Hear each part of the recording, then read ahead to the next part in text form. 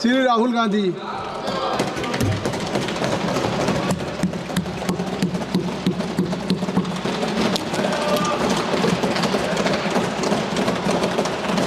Thank you, Speaker Sir, for letting me speak today on the Constitution.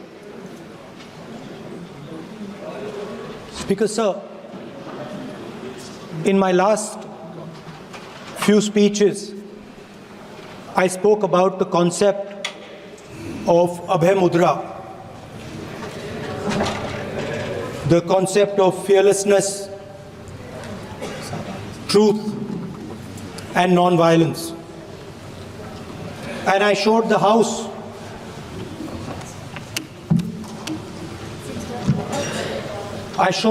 images of our different religions displaying this Abhay Mudra.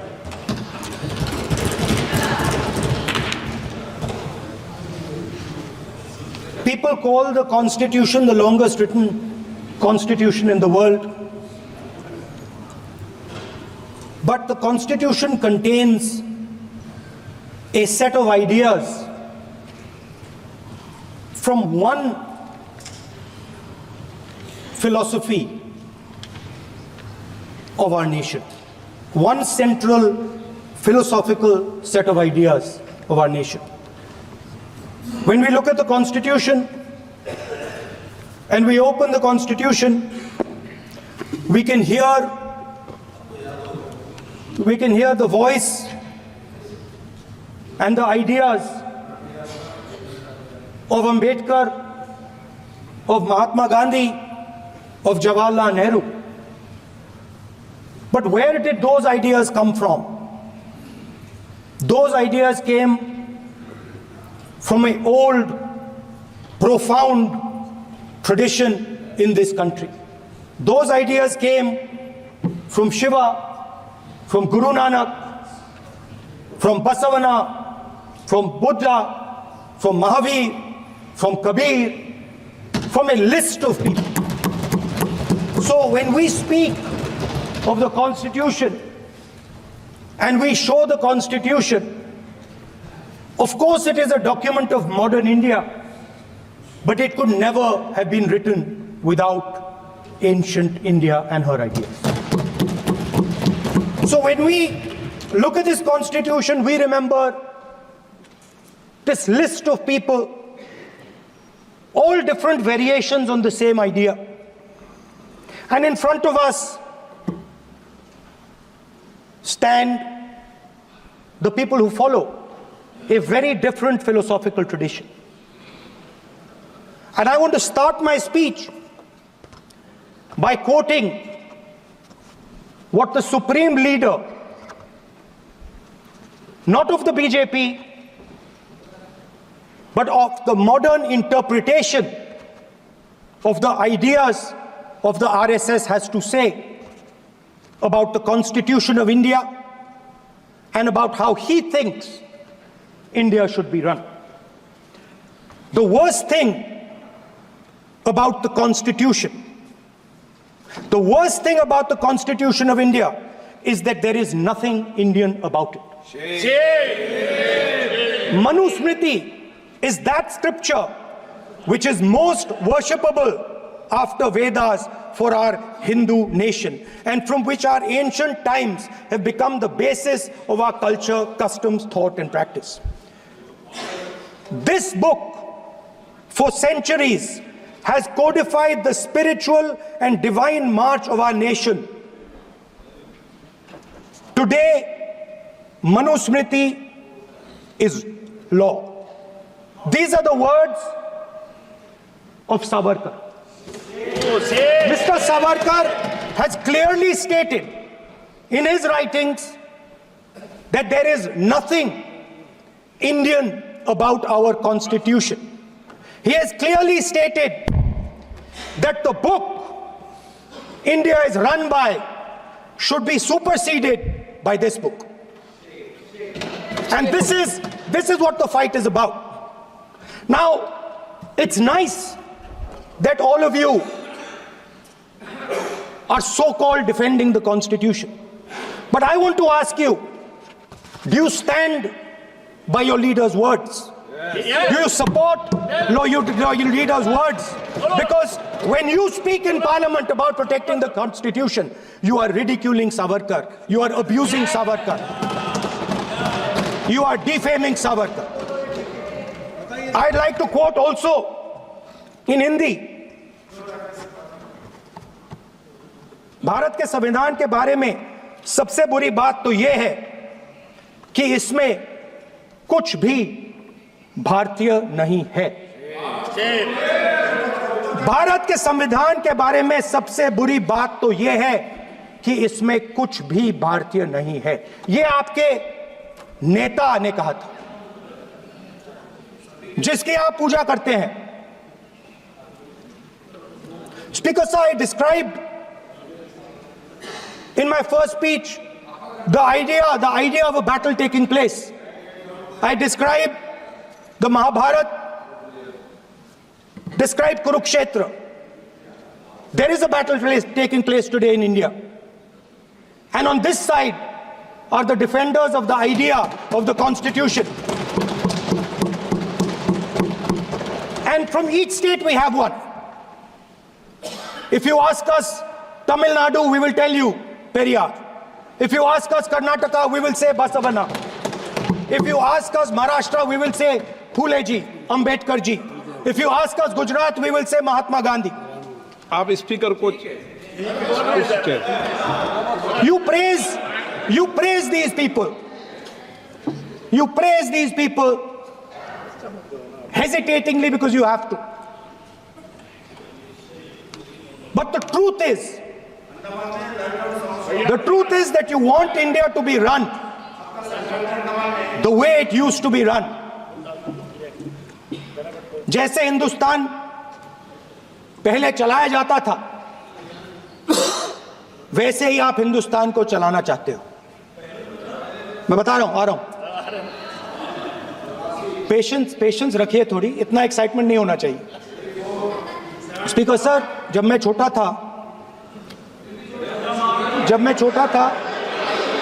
Delhi में, speaker sir, Delhi के चारों ओर जंगल हुआ करता था। जो आज यहां रहते हैं उनको ताजुब होगा कि एम्स के बिल्कुल बगल में जंगल शुरू होता था। जहां रेलवे म्यूजियम है वहां पे जंगल शुरू होता था। वैसे ही जंगल में, दोनों नॉर्थ और साउथ, वैसे ही जंगल में हजारों साल पहले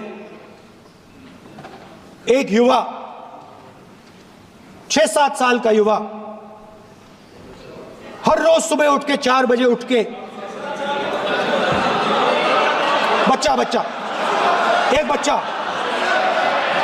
एक बच्चा, वाह बहुत बढ़िया, एक बच्चा 4 बजे उठ के तपस्या करता था। हर रोज सुबह तपस्या, हाँ, हर रोज सुबह वो धनुष उठाकर तीर कमान चलाता था और घंटे उसने तपस्या की, सालों के लिए उसने तपस्या की।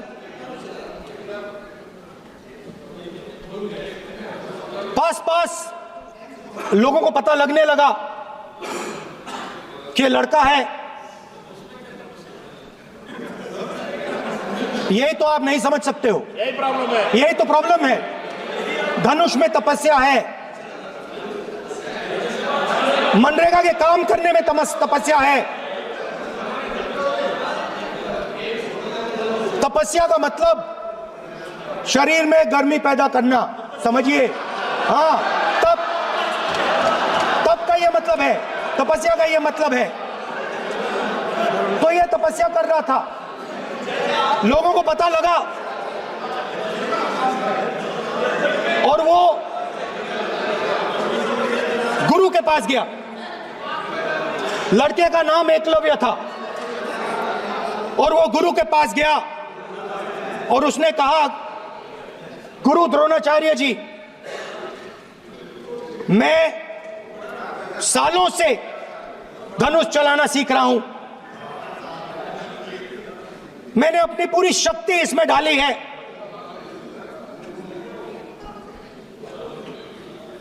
आप मेरी मदद कीजिए, आप मेरे गुरु बनिए। द्रोणाचार्य जी ने एकलव्य को कहा कि आप ऊंची जात के नहीं हो, आप ऊंची जात के नहीं हो, आप द्विजा नहीं हो। मैं आपका गुरु नहीं बनूंगा, यहां से तुम चले जाओ। और एकलव्य चला गया। फिर से एकलव्य ने तपस्या शुरू की, फिर से तपस्या शुरू की। कुछ साल बाद द्रोणाचार्य जी और पांडव उसी जंगल से निकले। एक कुत्ता भौंक रहा था, कहानी आपने सुनी है, सुना देता हूं। कुत्ता भौंक रहा था, अचानक कुत्ते की आवाज शांत हो गई। द्रोणाचार्य जी और पांडव पास गए और उन्होंने देखा कि तीरों के जाल में कुत्ता फंसा हुआ था। मुंह में तीर था एक, हाँ, मगर कुत्ता तीरों के जाल में फंसा था। एक तीर मुंह में थी, शांत था कुत्ता, मगर कुत्ते को चोट नहीं लगी।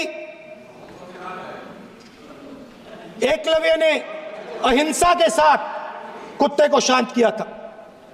द्रोणाचार्य जी आते हैं और एकदम पूछते हैं, तुम्हें यह किसने सिखाया? एकलव्य जवाब देता है, द्रोणाचार्य जी, यह मैं सीखा हूं, मैंने तपस्या की है, घंटों मैंने प्रैक्टिस की है।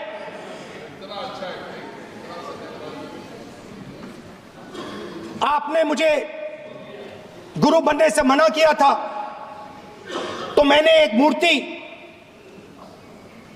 मट्टी की मूर्ति सामने रखी और मैंने प्रैक्टिस की और मैं सीखा। द्रोणाचार्य जी खुश नहीं हुए। द्रोणाचार्य जी ने एकदम कहा, तुम्हें मुझे गुरु दक्षिणा देनी है। नहीं नहीं, ये आपकी स्टोरी है, ये आपकी स्टोरी है। मेरी स्टोरी है कि द्रोणाचार्य ने पूछा।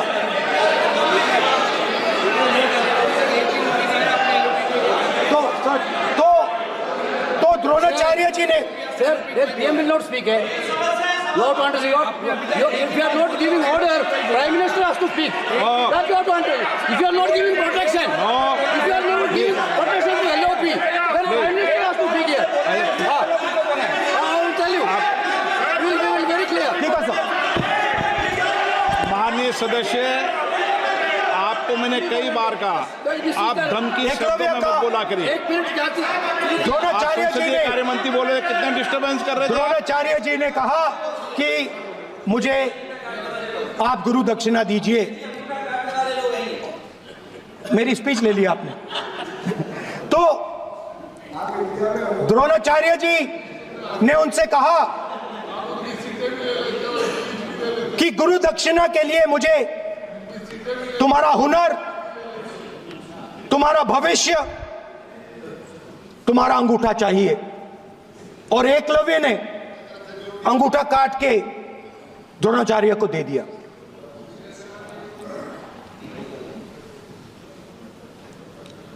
यह अभय मुद्रा है। इसमें कॉन्फिडेंस, स्ट्रेंथ, निडरता कहां से आती है? हुनर से आती है, इस अंगूठे से आती है। ये लोग इसके खिलाफ हैं। जैसे द्रोणाचार्य जी ने एकलव्य का अंगूठा काटा, वैसे ही आप पूरे देश का अंगूठा काटने में लगे हुए हो। आप जैसे ही एकलव्य का, जैसे द्रोणाचार्य जी ने एकलव्य का अंगूठा काटा, वैसे ही आप हिंदुस्तान के युवाओं का जैसे ही एकलव्य ने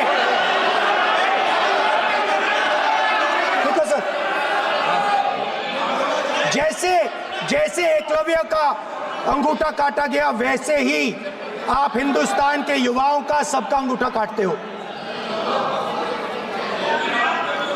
जब आप अदानी जी को धारावी देते हो,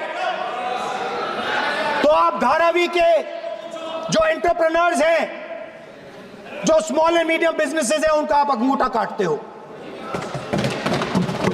जब आप हिंदुस्तान के पोर्ट्स, एयरपोर्ट्स, डिफेंस इंडस्ट्री, ये सब जब आप अदानी को देते हो,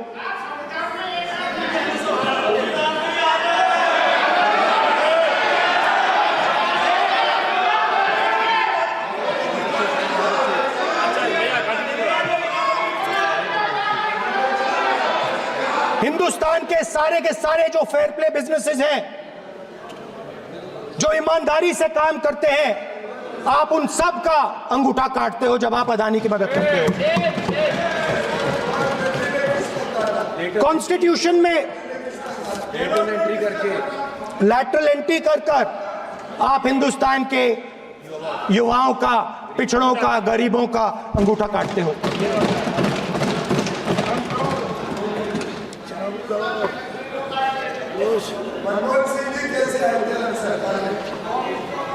सर, स्पीकर सर, जैसे एकलव्य ने प्रैक्टिस की थी, वैसे ही हिंदुस्तान के युवा सुबह उठकर 4 बजे उठकर अलग अलग एग्जाम्स की तैयारी करते हैं।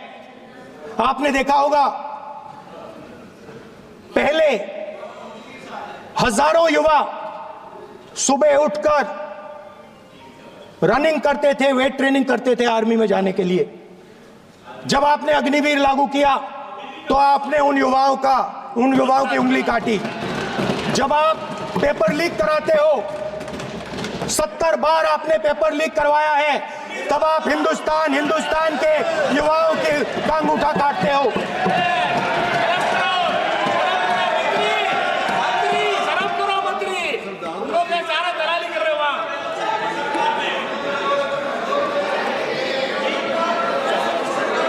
आज बाहर, दिल्ली के बाहर, आपने किसानों पर टीयर गैस चलाया है, आपने किसानों पर लाठीचार्ज किया है। किसान आपसे एमएसपी मांगते हैं, सही दाम मांगते हैं, मगर आप अदानी को फायदा पहुंचाते हो, अंबानी को फायदा पहुंचाते हो और किसान का अंगूठा काटने का काम करते हो।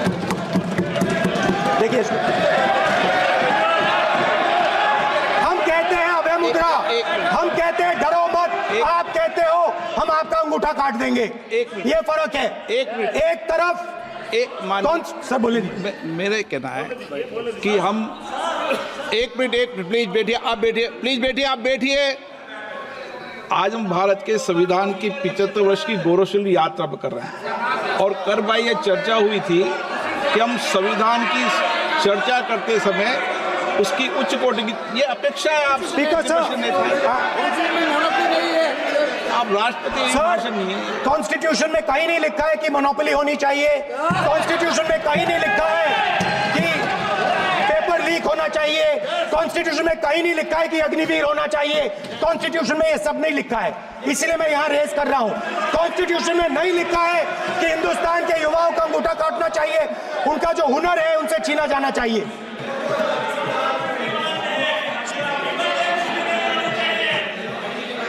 बैठे कर रहे हैं सर, 5 बजे अब भी बैठे करेंगे। अब कुछ नहीं बोलना है उसको। 5 बजे देखिएगा, 5 बजे देखिएगा क्या करते हैं। स्पीकर सर, मिलेगा। मैं कुछ दिन पहले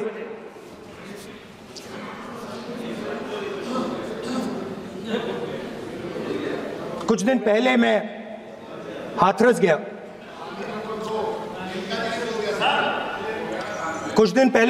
गया।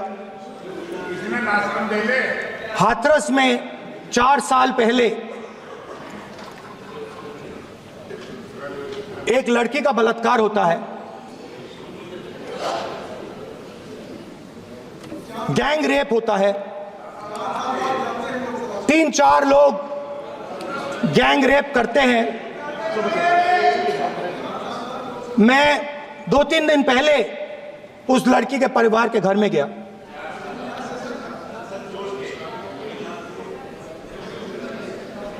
जिन्होंने गैंग रेप किया वो बाहर घूम रहे हैं और लड़की का परिवार अपने घर में बंद है। लड़की का परिवार बाहर नहीं जा सकता है। जो अपराधी हैं वो उनको रोज धमकाते हैं और वो बाहर घूमते हैं।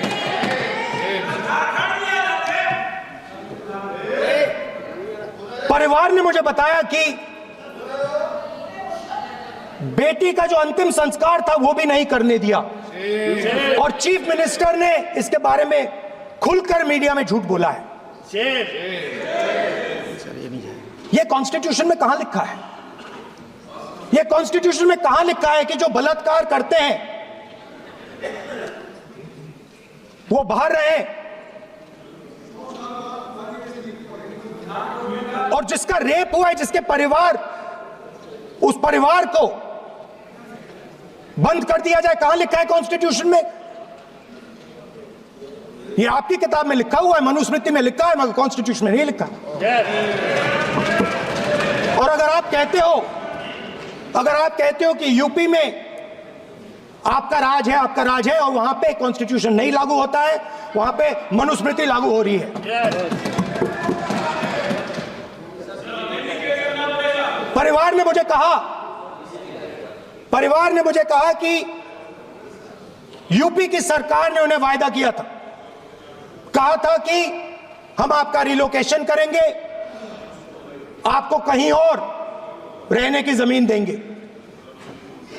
आज तक 4 साल हो गए हैं, आज तक उनका रिलोकेशन नहीं किया गया है। और हर रोज उन्होंने मुझे फोटो दिखाई, वो बाहर निकलते हैं और जिन्होंने बलात्कार किया वो धमकाते हैं उनको। तो मैं इस हाउस में कहना चाहता हूं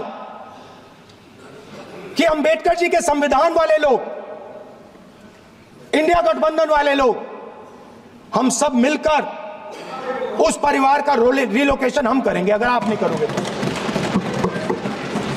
और हिंदुस्तान के हर गरीब व्यक्ति को हम ये कहना चाहते हैं,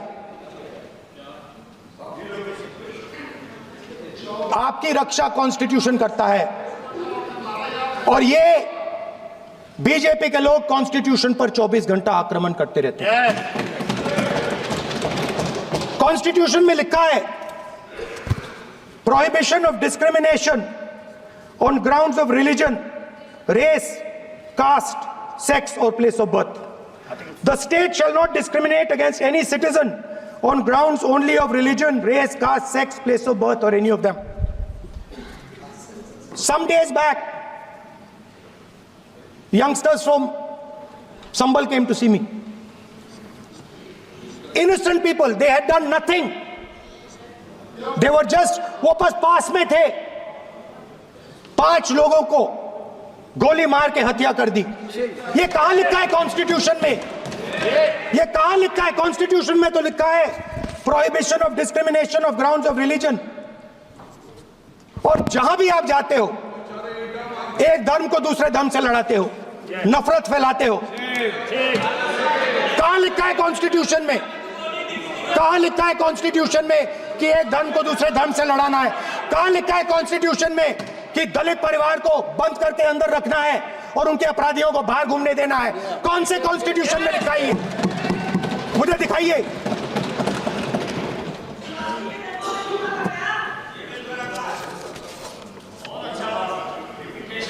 स्पीकर साहब, हमारी जो विचारधारा है, इंडिया गठबंधन की विचारधारा है, वो देश में कॉन्स्टिट्यूशन लाई है।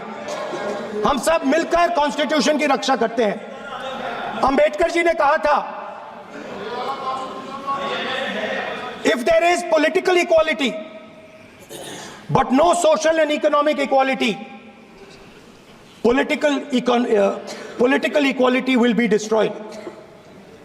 ये अंबेडकर जी के शब्द हैं और आज ये बात सबके सामने है।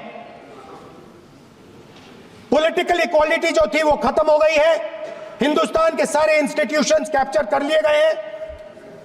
सोशल इक्वालिटी नहीं रही, फाइनेंशियल इकोनॉमिक इक्वालिटी नहीं रही। इसीलिए हमारा अगला कदम जाति जनगणना होगा। हम देश को दिखाना चाहते हैं कि आपने किन लोगों का और कहां कहां अंगूठा काटा है। हम दलितों को, आदिवासियों को, पिछड़ों को, किसानों को, मजदूरों को दिखाना चाहते हैं कि आपने किस किस का अंगूठा काटा है। इसलिए जो मैंने वायदा किया था, इसी हाउस में यहां हम कास्ट सेंसस लागू करेंगे और उसके बाद हिंदुस्तान में एक नए तरीके का विकास होगा, एक नई तरीके की राजनीति होगी। जो मैंने पहले कहा था, जो आपको अच्छा नहीं लगता है, 50% रिजर्वेशन, उस दीवार को हम यहां तोड़ेंगे। 50% रिजर्वेशन की दीवार और जाति जनगणना हम यहां करा के दिखाएंगे। आपको जो कहना है कर लो, कह लो। स्पीकर सर, बहुत बहुत धन्यवाद।